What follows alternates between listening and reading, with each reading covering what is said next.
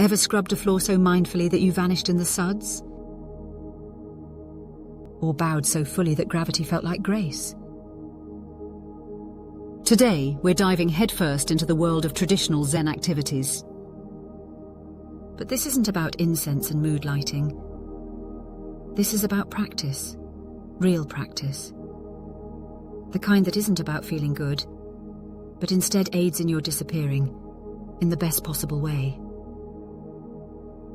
First stop, zazen, seated meditation. Sounds simple? It's not. It's sitting so completely that sitting forgets it's a verb. Stable base, sitting tall, eyes half open, mind not empty, but precise. Contrary to common thought, zazen isn't about calming the muddy waters of the mind, or about polishing the mirror so that no dust alights. Zazen is the time we set aside to make sense of things. Period. Now, stand up, and the practice continues. Enter kinhin, walking meditation. Every breath and every step, a chance to fully fathom clarity and courage. In kinhin is the potential to expand the domain of engagement, the entire line in lockstep, fully present, 20 moving as one. Then we hit the spicy stuff, sanzen, or dokusan, the private audience with a Zen teacher. Picture this.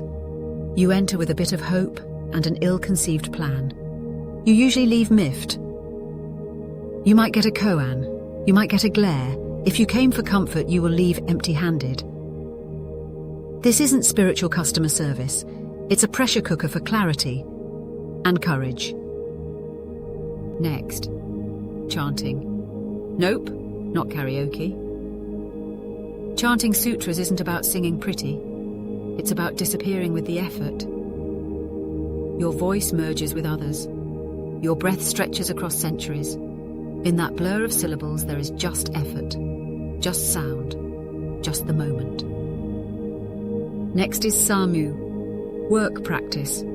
Chop wood, carry water, tending the garden with the care of a jeweler cutting diamonds.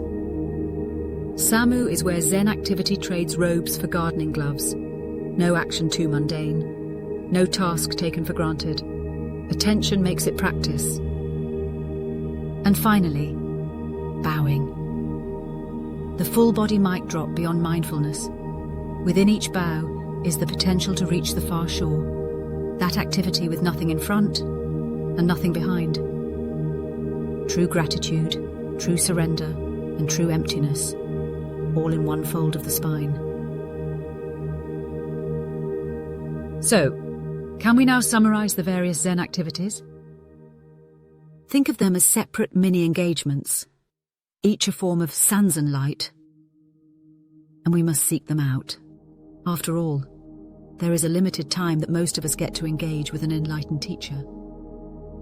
But with zazen, kinhin, bowing, chanting, and samu, we get to, in a sense, first test drive our understanding of clarity and courage. That's it. The traditional Zen activities. And so, for the next episode, the question, can we finally define effective Zen?